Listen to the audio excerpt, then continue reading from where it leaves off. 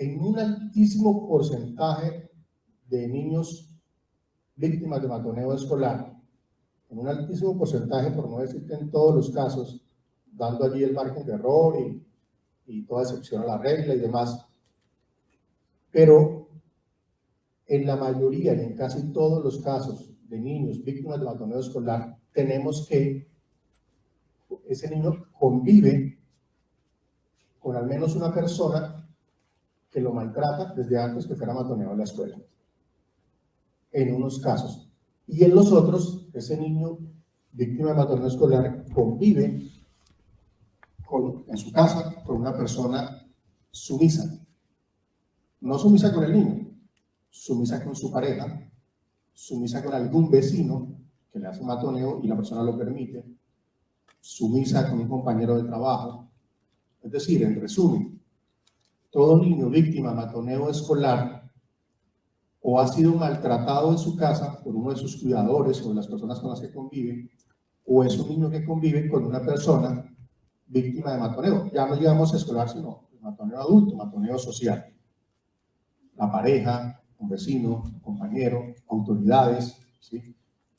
En la mayoría de los casos están presentes una de esas dos figuras, o un padre, o una madre, o una abuela, o un tío maltratador, o un padre, o una abuela, o un abuelo, o un tío sumiso. ¿Sometido a quién? A un vecino, sometido a la pareja, y el niño vive esa situación. Ese niño termina siendo víctima de acoso escolar. Ahora, hay que hacer aquí una aclaración. Que un niño conviva en esa circunstancia no justifica, ¿cierto?, que en la escuela otro niño lo matonee. No justifica. Estoy explicando una realidad, no justificando lo que ocurre. ¿Listo? Como en muchas otras cosas. Si a mí me roban el celular en una calle oscura a la medianoche, pues que la calle fuera oscura, que fuera medianoche, que yo fuera solo y que yo sacara mi celular, no justifica que me roben. Pero lo más probable es que me roben, ¿cierto? Lo más probable. O sea, hay circunstancias de nuestro comportamiento que aumentan el riesgo. No justifican la ocurrencia del hecho victimizante, no lo justifican, pero aumentan el riesgo. Si hay una balacera y yo me asomo a ver qué está pasando y me cae una bala perdida, no es justo que me caiga una bala perdida, ¿cierto? Pero mi comportamiento explica por qué me cayó una bala perdida en medio de una balacera. No deberían existir las balaceras, es más, seguro no deberían existir ni las balas, pero existen, ¿cierto? Y hay balaceras. Y si yo me asomo, aumento el riesgo de sufrir, pues, ser víctima de una bala perdida. Entonces dejo esa precisión, porque digamos que el tema es controversial, porque lo vamos a ver desde la perspectiva de la realidad y no del ideal, no de lo que debería ser, sino de lo que es. El matoneo escolar. Y entonces, empecemos por definir que hay tres grandes factores para que sea el matoneo escolar. Pueden ser más, pero digamos que los podemos agrupar en tres grandes factores. La cultura, hay ciertos elementos de nuestra cultura, de la sociedad, que facilitan, promueven, incentivan, que son proclives a que se presente el matoneo. Hay valores culturales en ciertas sociedades que reducen la ocurrencia del matoneo escolar. Sociedades donde se respeta más al otro, donde hay más tolerancia, donde la diferencia no es un motivo de agresiones, ¿cierto? Esas culturas, pues, tienen una menor ocurrencia de casos de matoneo, pero en una cultura donde la diferencia es cuestionada o es agredida, pues va haciendo que es más probable que se presenten casos de matoneo. El entorno particular. Uno puede vivir en una cultura, en una sociedad con ciertos valores, pero el entorno particular, es decir, ya allí donde yo me muevo, en la escuela, en el colegio, en mi casa, de pronto la cultura organizacional de ese pequeño entorno es diferente de la cultura en general, y entonces también allí se presenta una situación que facilita, incentiva el matoneo. Y hay unas características de los niños, que es lo que les decía, tanto del que matonea como del niño que es víctima de matoneo. Y repito, no estamos justificando al niño que matonea. Estamos explicando algunas características de algunos niños que los hacen víctima de matoneo, para que empecemos a trabajar en ellas. Nos vamos a centrar ahí. Digamos, el tema es sobre esto, sobre las características en el niño que es víctima de matoneo. Vamos a hacerlo, a fortalecerlo para que ojalá no sea víctima de matoneo. Desde la casa. Desde la casa. Desde antes que empiece la vida escolar. Desde antes que empiece la vida escolar, como padres, podemos trabajar en reducir el riesgo de que nuestro hijo vaya a ser víctima de matoneo escolar. Y diferenciamos dos tipos de matoneo, que también pueden ser muchos más, desglosados, pero en dos grandes grupos, el matoneo físico y el matoneo psicológico.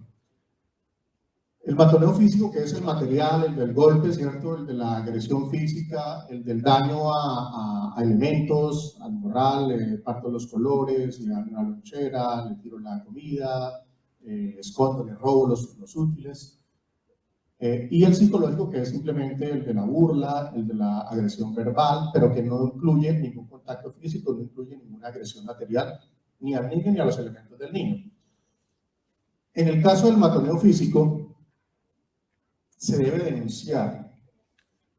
Nuestro hijo debe tener claro, debe saber que el matoneo físico, el matoneo material, se debe denunciar ante la profe, ante el director de curso, ante la coordinación, la rectoría, ante cualquier autoridad, pero se debe denunciar. No se puede permitir. Hay otras cosas que pueden hacer. Lo primero es buscar protección antes de la denuncia, ¿cierto? En el caso en que se presenta la primera agresión, o el primer intento de agresión física, el niño debe buscar protección, refugiarse, evadir, huir, ¿cierto? Eso no está mal, eso es lo que hay que hacer. Claro, está mal que uno lo intenten agredir, pero si ya se presenta, pues lo que yo voy a hacer es huir, protegerme, ponerme a salvo y denunciar. También puedo intentar hablar con el agresor, pero cualquiera de esas cosas incluyen que además se haga la denuncia. En el caso del matoneo físico. En el matoneo psicológico, la mejor respuesta es ignorar. Pero ¿por qué tiene que mi hijo ignorar un intento de agresión si el otro no vio agredirlo? Insisto, no estamos justificando la agresión, estamos explicando, describiendo las situaciones. Con la ignorancia del intento de matoneo, ese tarde que temprano desaparece. Si todos los niños a los que intentan matonear ignoraran al niño que matonea, en algún momento ya deja de intentar de matonear, porque no tiene el efecto, no consigue el logro, no llega al objetivo, que es molestar, ofender, humillar, agredir, en fin, no lo logra. Y el matoneo desaparece. ¿Por qué el psicológico, no ponemos en el psicológico también denunciar? Porque es más difícil, digamos, es subjetivo, es menos evidente, queda en una discusión entre el niño agresor y la palabra de uno contra el otro. Yo no le dije eso, no fue así. En el matoneo físico hay la evidencia. Mi lápiz está partido. Tengo la herida aquí en la frente, ¿cierto? Tengo el morado en la pierna. Hay evidencia. En el otro no. En el otro es cuando el profesor viene, después de la denuncia en el matoneo psicológico, lo que ocurre es un enfrentamiento de versiones entre un niño y el otro, y eso pues termina de pronto generando un mayor problema a los chicos, un mayor conflicto, porque quedan allí, bueno, Sapo y Homero. Ahora, el matoneo psicológico, cuando se ignora, puede que no desaparezca, puede que se acrecente hasta que llegue a convertirse en matoneo físico. Eso también puede ocurrir. Pero entonces allí ya lo puedo denunciar y ya lo puedo evidenciar, ¿correcto? Ignorar el matoneo psicológico lleva a dos caminos, o a que el matoneo desaparezca o a que se incremente, y puede llegar al matoneo físico, y pues allí ya tengo las evidencias para denunciar. Ahora, el tema de cómo se debe tratar desde las autoridades escolares no es el tema de esta charla. Seguramente con Melton Force haremos otra conversación para hablar del tema. Como les decía, hoy vamos a hablar de las características del niño que está en riesgo de ser víctima de matoneo escolar.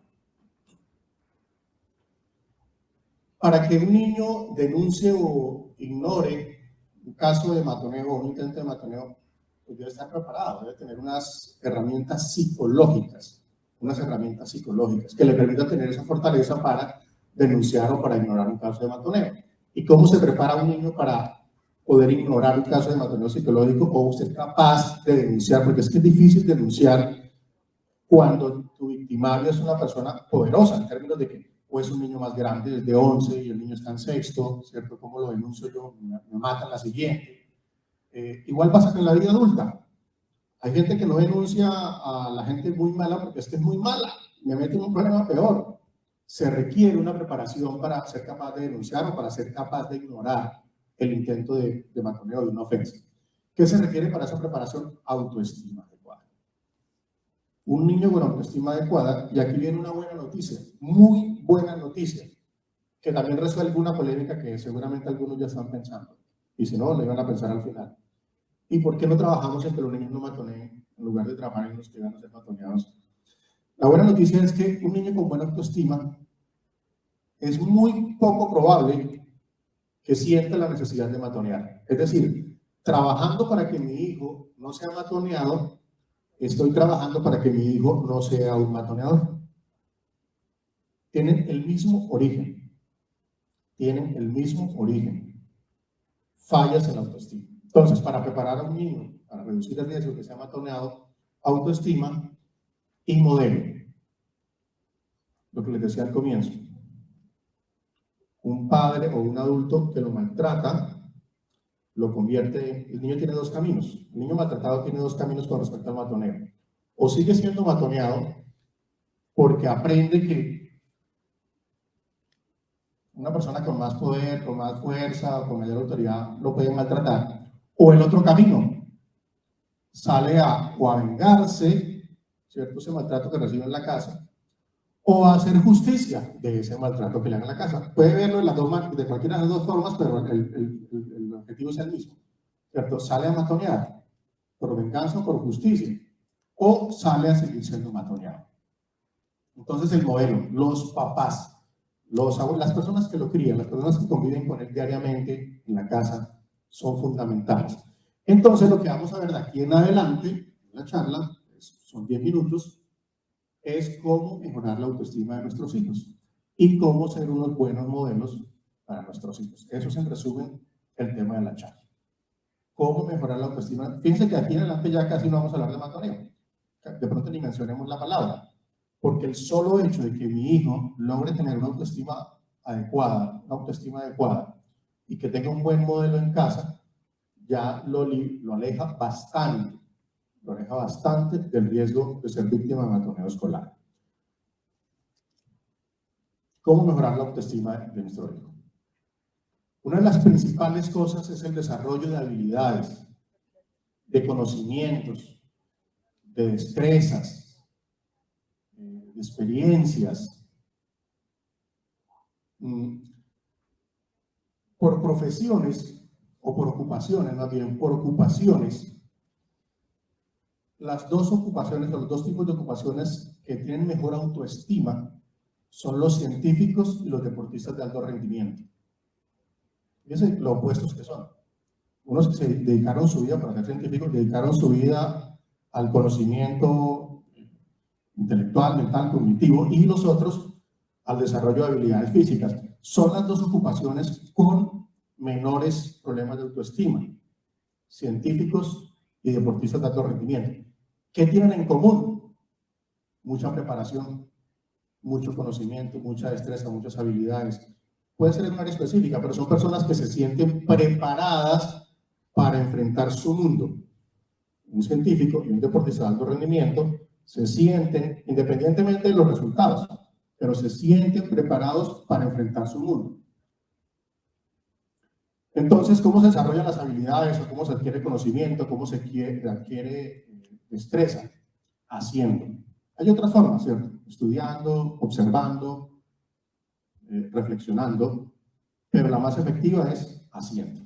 Cuando uno hace, por eso en los procesos de selección de personal para las compañías, para las empresas, de las cosas que más se valora es la experiencia, más incluso que todos los títulos académicos. Profesional en no sé qué, especialista en tal, magíster en tal, doctorado en tal, acaba de titularse. Y el otro, no es profesional, pero lleva 25 años. Las elecciones en las compañías modernas, sobre todo las basadas en tecnología, Google, Facebook, todas estas, no le exigen títulos a la gente. En la hoja de vida no piden que pongan los títulos. Puedes tenerlos, pero no te piden que los pongas. Te hacen una evaluación. Y con base en esa evaluación, entras o no entras. Nada más. No importan los títulos y ni siquiera los años de experiencia. Es lo que tú demuestres que sabes o que conoces. El hacer es lo que nos permite más fácilmente desarrollar habilidades, adquirir destrezas. Entonces a los niños hay que dejarlos hacer. Hay que dejarlos hacer. Pongo una serie de cosas que hay que dejarle hacer que están principalmente dirigidas a los más pequeñitos, de pronto preescolares o gateadores incluso, pero las podemos asemejar a edades mayores. ¿Por qué estas? Porque es que si las trabajamos allí, ya casi que no es necesario seguirlas trabajando después. Y en cambio, si no las trabajamos aquí, en estas edades, en edades superiores, aunque las trabajemos mucho, ya el efecto no va a ser tan fácil. Hasta los 5 o 7 años, casi que los padres definen la personalidad de ese adulto. Desde el vientre hasta los 5 o 7 años, los padres prácticamente definen la personalidad de ese adulto. Ya después hay experiencias que cambian, por supuesto, ¿cierto? Y los grupos en los que me muevo y las cosas que vivo y las cosas que aprendo me van cambiando y desarrollo, y digamos, hay una combinación allí de montar.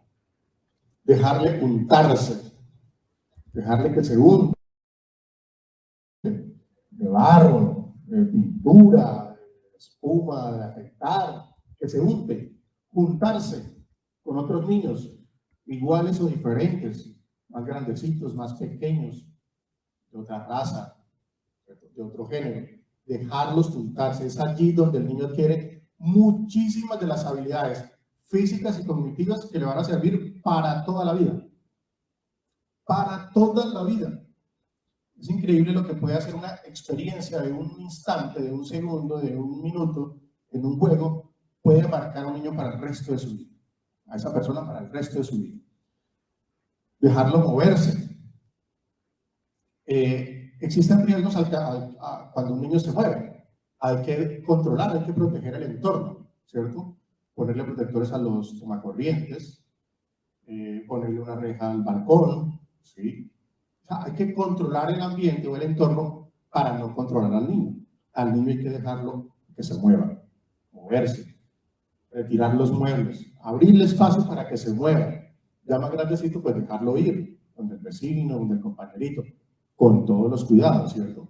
¿Quiénes son los papás del otro niño? ¿Dónde va a estar? ¿Con quiénes van a ir? ¿Quién los va a cuidar? ¿Quién va a estar? Pero dejarlo ir. Que vaya a la piscina el fin de semana, que vaya a la fiesta, que vaya al paseo, que vaya del compañero, que vaya a la pijamada, controlando, insisto, el entorno, los riesgos, pero a él permitirle, dejarle ir, dejarle mover, dejarle ensuciarse, dejarle tocar, dejarle agarrar, dejarlo que dañe juguetes, dejarle que dañe los juguetes. Cuando un niño daña un juguete aprende muchísimas cosas, muchísimas. Aprende que cada acción tiene una consecuencia. Antes de dañar el juguete, él no sabe qué va a pasar cuando le jale la llantica, por ejemplo. No sabe, no tiene la experiencia. Cuando jala la llanta se da cuenta que el carro pues, se queda sin llantas, que ya no rueda. Aprende que toda acción tiene una consecuencia. Siente autonomía.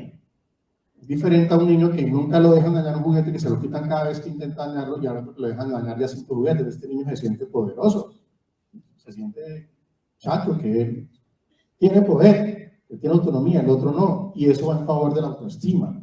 Esa sensación de autonomía va en favor de la autoestima. Andar descalzo, si quiere, ¿no? No obligar, pero si quiere andar descalzo, hay niños que les gusta andar descalzo, casi a todos. A la mamá no. No, que se va, no le importa, déjelo que se quite los zapatos si no hay riesgo, controle el riesgo. Obviamente no vamos a dar descalzo en la arena caliente en la playa, ¿cierto? Ni en unas piedras hirviendo. Pero en la casa, ¿qué es lo que le puede pasar? Que se llene de polvo, de arena en los pies, nada más. Hay que dejarlo. Dejarle hacer cualquier cosa que ningún daño le haga a él o a otra persona. Digamos, ese es como el límite, nada más es ese. Ese es el único límite. Cualquier cosa que ningún daño le haga a él o a otra persona. Si eso no lo hace daño, que lo haga, déjenlo. Eso va a favor de su autoestima. Para la autoestima del niño, recordarle que le ayudarás si acepta. El niño debe saber que puede hacer y que si llega a tener algún problema, alguna dificultad, va a haber alguien que le ayude. Eso va en favor de su autoestima. Sabe que hay una segunda instancia de protección. Sabe que si él no puede, alguien va a estar ahí. Hay que recordárselo. Hay que recordárselo. No basta con estar dispuesto. Hay que estárselo diciendo. Mi amor, haz esto. Si necesitas, me dices. Dale, amor, ve, si algo me llamas. Cógelo. Si no puedes, yo te ayudo, me dices. O sea, recordarle que hay la disposición de ayudarle y ayudarle pronto cuando lo requiera. Porque si no, nosotros entonces hacemos un daño peor que lo que queríamos hacer. Desanunciarle que le vamos a ayudar, pero el niño se da cuenta que eso nunca ocurre, o que no pasa, o que la ayuda llegó cuando ya era tarde. Enseñarle a burlarse de sí. Puede ser también un punto polémico. ¿Por qué tiene que mi hijo aprender a burlarse de sí y no el otro respetarlo a él? Insisto, no debiera ser, pero en la realidad los niños se van a encontrar con niños que intentan ofenderlos. Así es. Infortunadamente sí, pero así es. Los niños se van a encontrar con niños que intentan ofenderlos, molestarlos. Entonces, a enseñarle a que aprenda a burlarse de sí. Más adelante vamos a ver cómo enseñarle a eso. Ojo, no burlarse del niño, porque eso es el matoneo, eso es maltrato. No burlarse del niño, enseñarle a que él se burle de sí, de sus particularidades físicas. Que él mismo sea el que entre comillas, se matonea. Que él se burle y se ría de que es muy cabezón, que tiene la cabeza grande, de que él se ría de su estatura, de que es chiquito. Sí, soy un enanito. Sí, soy cabezón. Y se ríe y se haga chistes. Tengo una experiencia con niños haciendo prácticas profesionales en el Instituto de Ciegos. Instituto de Ciegos. Las limitaciones físicas o las discapacidades tienden a afectar la autoestima en la mayoría de personas. Iba con ese conocimiento y dije, bueno, aquí va a tocar trabajar, porque allá me tocaba con un grupo de niños ciegos todos, va a tocar trabajar el tema de la autoestima, bastante seguramente. Cuando llegué encontré que ya había allí hace meses una tiflóloga. Tiflólogas son las personas que rehabilitan invidentes, son los que saben cómo enseñarle a un invidente a llevar una vida funcional. Leer braille, manejar el bastón, moverse con obstáculos, en fin. Esa tiflóloga había hecho un trabajo tan bueno que esos niños, muchos tenían mejor autoestima que todos los videntes que yo había conocido. No hacían sino burlarse de su invidencia, hacerse chistes todo el tiempo. Y no como mecanismo de defensa para soslayar su discapacidad o su limitación, no. Realmente ya habían asumido su condición, pero además de haberla asumido, eran capaces de hacerse chistes porque sabían que era una condición diferente. Y se hacían chistes. Ay, es que no lo veo. Y todo, guau. Ah, es que usted no ve, no mira, le decían al otro. Y ninguno se ofendía. Ninguno se ofendía, ninguno se molestaba. Jugaban a las escondidas. Jugaban a las escondidas, y en serio. Y se identificaban por ruidos o por olores. Y sabían quién más o menos estaba, y cuando no sabían quién era, decían 1, 2, 3 por el que estaba bajo la silla. Cuando no lograban decir, por Gilberto. Entonces decían, por el que estaba bajo la silla. Enseñarle a burlarse de sí, de sus particularidades físicas, de sus carencias, que es también un motivo de burla en los colegios. Un niño que le falta algo, que no tiene algo, o que tiene menos cosas que el otro. Y de sus resultados. De sus resultados. El niño debe ser capaz de reírse cuando es un fiasco en el fútbol, nos metieron una goleada, papá. No se imagina. Nos metieron 10. O, señor, sí, no llevamos costar para los goles. El niño debe ser capaz de burlarse de sus resultados. Hay unos valores que hay que enseñarles en la casa para aumentar su autoestima, para reducir el riesgo de que sean víctimas de matoneo escolar. Por ejemplo, valorar más la salud sobre la aceptación social. Por aceptar, por encajar en los grupos, se hacen muchas cosas que van en contra de nuestra salud. El maquillaje de las mujeres, las cirugías estéticas, que significan un riesgo para la salud. ¿Pero por qué se hacen? Un tema de aceptación social, de encajar. Los hombres, algunos no nos cuidamos a veces o consumimos cosas dañinas por la aceptación del grupo. El consumo de licor en muchas ocasiones. Hay gente que se ha iniciado en el cigarrillo por el grupo, por encajar, por aceptar. Y sabemos que es dañino. Sabemos que el licor, que el trago, que el cigarrillo son dañinos. Pero este man no toma. Pues este man parece evangélico. El hombre está cuidando su salud. Pero para encajar en el grupo, tiene que descuidarla, arriesgarla, deteriorarla, ¿cierto? El que come ensaladas, el hombre que come, el varón que come ensaladas, ensaladita, y los otros piden piquete, taqueseño. Y entonces, a veces por encajar en el grupo, acepta ir en contra de su salud. Al niño tenemos que enseñarle que la salud es un valor que debe estar por encima de la aceptación social. No está mal buscar simpatía en los grupos, no está mal, pero eso también debe tener un límite. Y uno de ellos es mi salud. Mi salud. Valorar más la experiencia sobre los resultados, lo que hablábamos hace un momento. Valorar más la experiencia, no importa el 5, importa si aprendiste. ¿Aprendiste? Sí, no te fue mal. Los resultados no dependen solamente de uno, en ningún caso. Ni en los deportes, ni en lo académico, ni en el trabajo. Hay muchos factores que inciden en un resultado. Yo puedo ser el mejor gerente y mi empresa quebrarse. ¿Por qué? Porque el mercado no estuvo este año para mi empresa. ¿Por qué? Porque hubo una competencia mucho mejor. Los resultados no dependen exclusivamente de la capacidad de uno. Luego entonces toca aprender a valorar más la experiencia, el aprendizaje. Aquí se puede, por ejemplo, para el caso de lo que comentábamos antes, de burlarse de los resultados, un buen jueguito es jugar con los niños cualquier cosa y que el que pierda se ría a carcajadas de que perdió y que lo haga siempre. Bueno, vamos a jugar para que el que pierda se ríe. Eso finalmente les da gracia y aprenden que el resultado no era tan importante. Pues no era tan importante que terminé encontrándole gracia a reírme a carcajadas porque perdí.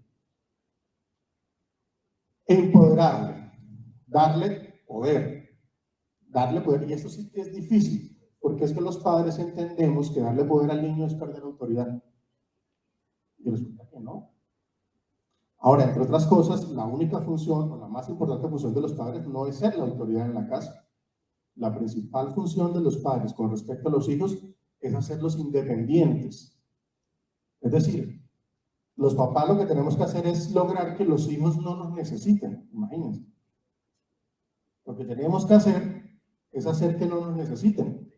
Y para eso hay que darle poder al niño, hay que empoderarlo. Consultarle las cosas que tienen que ver con él.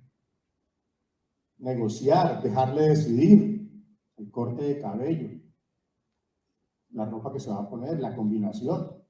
Sugerirle, recomendarle, darle opinión, hacerle saber que es mi opinión, pero dejarlo. Negociar con él los horarios, a qué horas el celular, a qué horas redes sociales, a qué horas estudias, a qué horas sales a la calle. Negociarlo. ¿Te parece mejor a toda hora? No, bueno, negociar con él el horario, la cantidad. Negociar, eso le da poder al niño, lo hace sentir que es valioso, que es autónomo. Y eso incide en que más difícilmente sea víctima de matoneo escolar. Aceptarle, permitirle.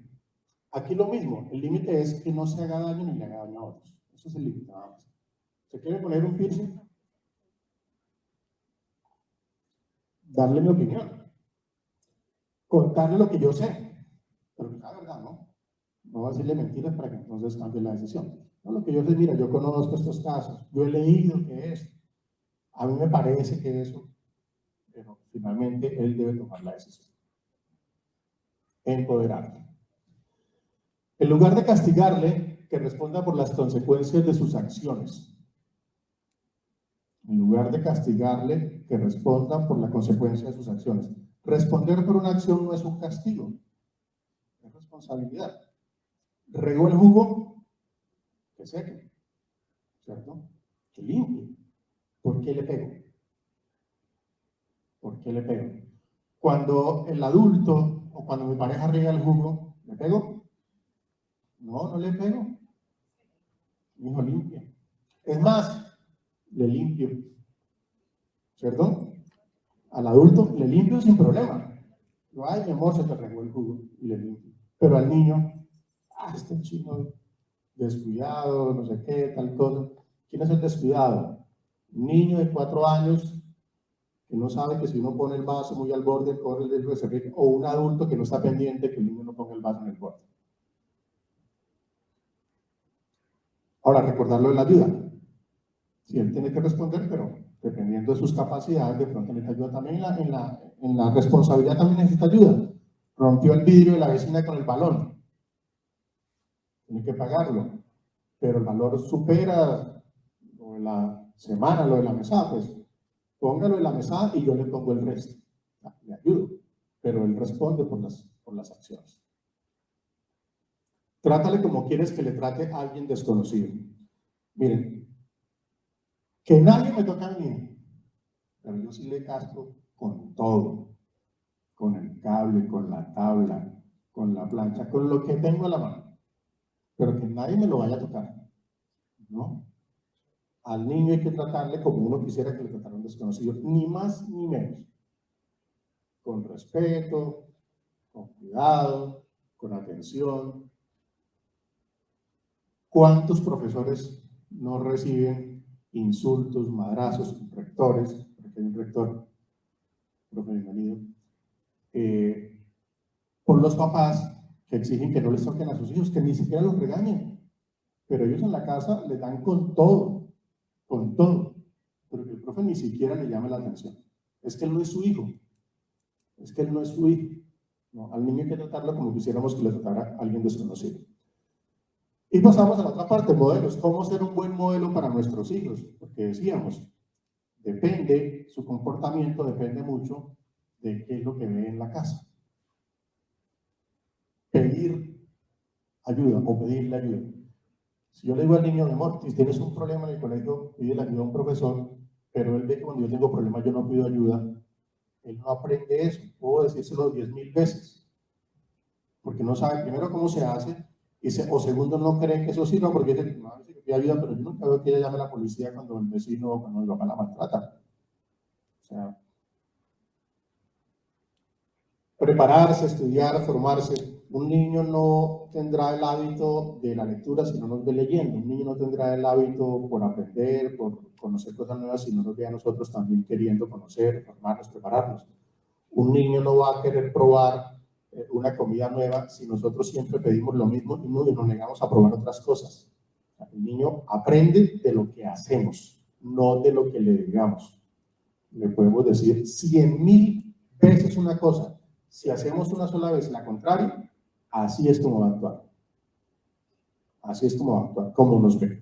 Entonces el niño tiene que saber, tiene que vernos a nosotros interesados en la formación, en la preparación, en el estudio. Burlarse de sí mismo, esa es la forma de enseñarle al niño a burlarse de él. Burlándome yo de mí, no de él. Burlándome de mí. El niño ve que el papá se burla de sus defectos, de sus carencias, aprende también a hacer lo mismo. Le encuentra gracia, burlarse de sí mismo, le encuentra gracia. Y cuando llegue el otro a intentar matonearlo, sí, soy cabezón, ¿y qué? Pienso más que usted, tengo el cerebro más grande que el suyo. Aprende incluso a ese tipo de reacciones en contra del que intenta matonear. Cuidarse. Si yo no me cuido, mi hijo no va a aprender a cuidarse. Él tiene que ver que yo me cuido, que cuido mi salud, que estoy pendiente, que me protejo, que uso los elementos protectores, que me pongo el cinturón en el carro, que me pongo el casco en la moto o en la bicicleta. Si él ve eso, él dice, sí, cuidarse tiene algún sentido, mi mamá lo hace, mi mamá se cuida. Mi mamá se cuida, mi papá se cuida, eso. Él no mide el riesgo como uno, porque no tiene experiencias de pronto de años, no le han pasado accidentes, no ha tenido dificultades, no ha tenido enfermedades graves, entonces digamos él no tiene por qué cuidarse, pero cuando ve que tú lo haces, él empieza a dice, por algo será que se cuida, y empieza también a asumir, a copiar la conducta. Y denunciar, hablábamos al comienzo del matoneo físico que debe ser denunciado, así el niño se proteja, así no pase a mayores, así el niño intenta hablar con el agresor, el niño debe denunciar el matoneo físico o material. Pero ¿cómo lo va a hacer si ve que el papá nunca denuncia al vecino que le hace el matoneo, que lo maltrata? Si él ve que la mamá o el papá no denuncia a la pareja que la maltrata. Hay que dar ejemplo. Es la mejor manera de enseñar. Preguntas. Tenemos creo que unos minutos, ¿verdad? Para algunas preguntas.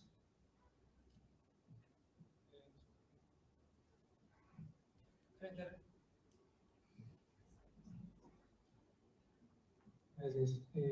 Frente a la autoestima,